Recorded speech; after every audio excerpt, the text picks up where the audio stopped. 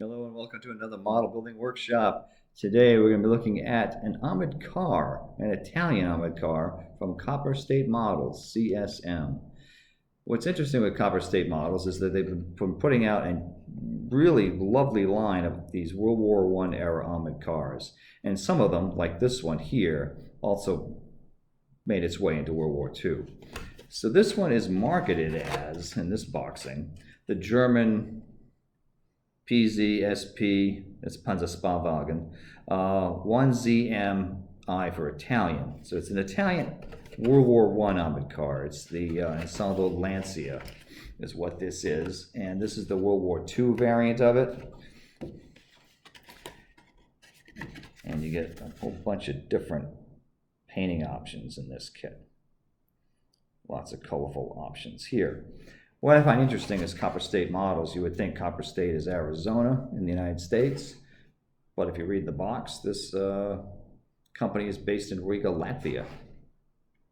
Anyway, so let's take a look. What's in the box? Well, you get this really nice instruction booklet and then some. This has got a really cool, looks like the owner's manual of the car, with a great history of how this thing was developed in 1915 and used in World War I. But this particular boxing of it, because you can get the World War I version in a separate kit, and this is the World War II version, but basically 1930s and such, because it shows you the ones used in Ethiopia in 1936 and the Spanish Civil War, for example. And there's some really good pictures here. There's some here look like they got knocked out in combat. And Samo Island in September of 1939. I don't think that's... I was looking at pictures online of some of these. I'm thinking that some of these are actually from 1943, after the Italian surrender and when they end up battling the Germans in some of these islands. I can't confirm that, but I'm not sure that's 1939 in that photo. Anyway, and then it shows you the German versions, which were used by police units in northern Italy and perhaps the Balkans, which is kind of what the boxing is targeting, that audience. And more photos of those here in German markings, or I should say German paint. There's not a lot of markings actually on it. And then we get into the instruction book, which is really beautiful. Now, I've not built one of their kits yet, so I'm just, had to grab this kit. This is a fairly new kit of theirs, and we'll see how this goes together. Looks like some work, but it looks like it could be really interesting.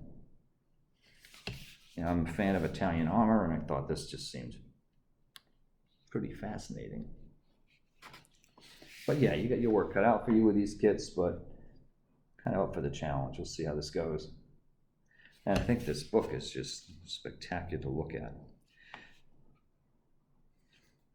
And you got to be careful. You got to read along and see which options have what parts to them, because they call them out as you go. Because the rear machine gun is not on all of them. And if you notice, it's one of these liquid-cooled machine guns. The different types of Fiat Ravelli machine guns in here for the versions you want. And then there's also these wire cutting devices that are on some of them, but not all.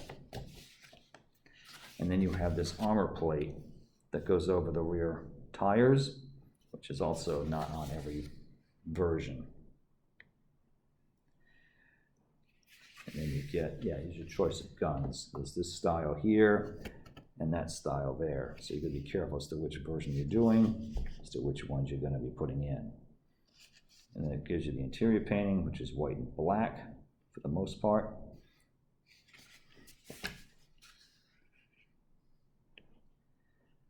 And here we go with the different paint markings. So you get Ethiopia. There's a couple here from 36 and 38.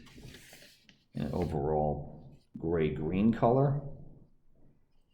And more more gray greens over here for roads. And Samo Island, they're saying 1939.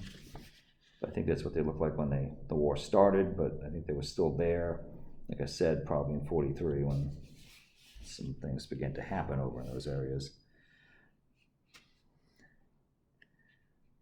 And then you get the more colorful ones. This is the Bozen Police Battalion of the German Army here with a really interesting paint scheme. That's an airbrush lover's, dream here. And it's got battle damage, so they're trying to depict that here.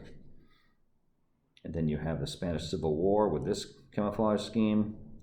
And these are two rather conjectural ones of the gray-green with some dark green stripes on it. And this other one here as well. They're basing these on a report that came out that stated this was the new, I'm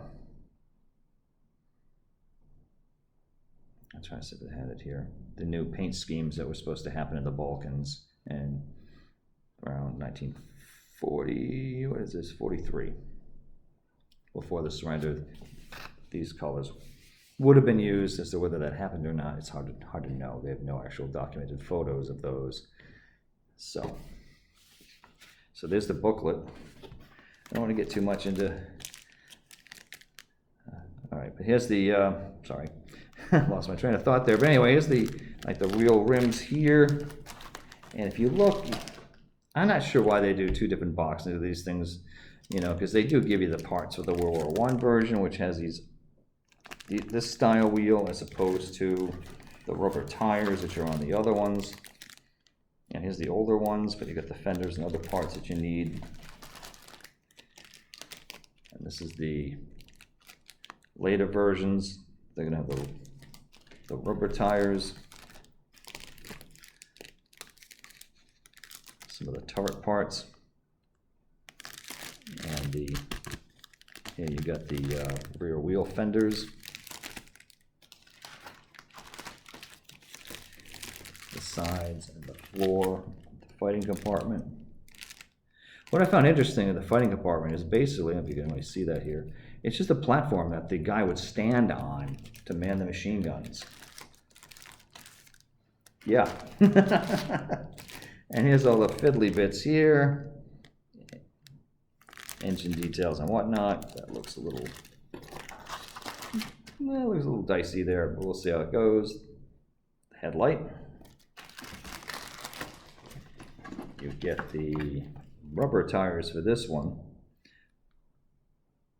For the post-World War I versions. Let's see what else is here. Looks like another headlight. Yeah. And all the markings, which are mostly license plates and a few different turret emblems.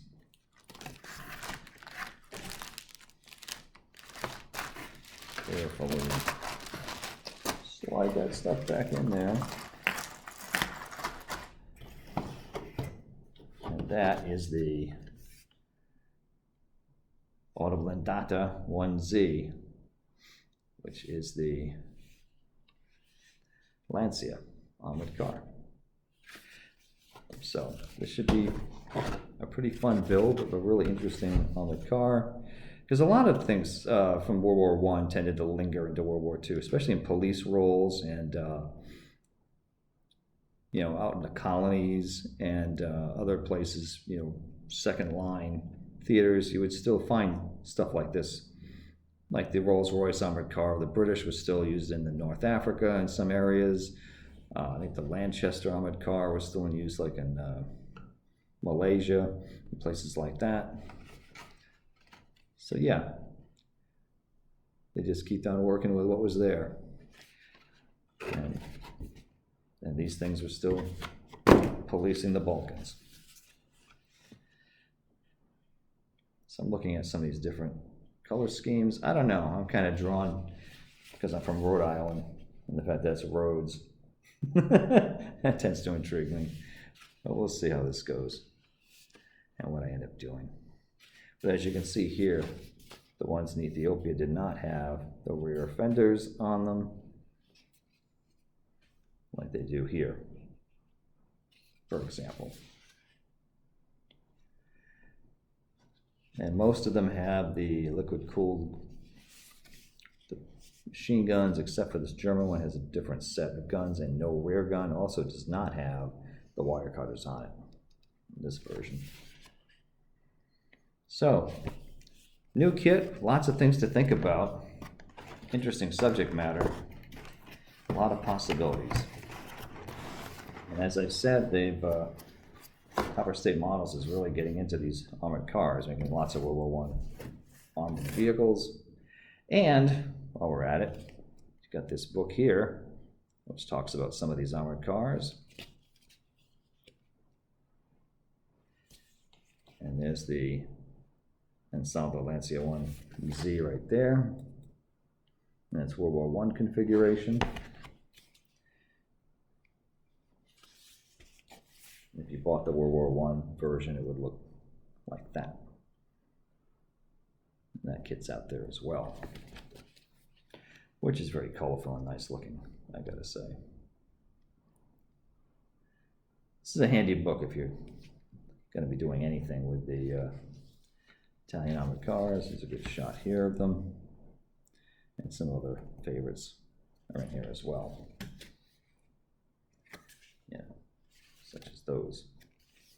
Anyway, and that is today's model building workshop, and we'll see you guys real soon.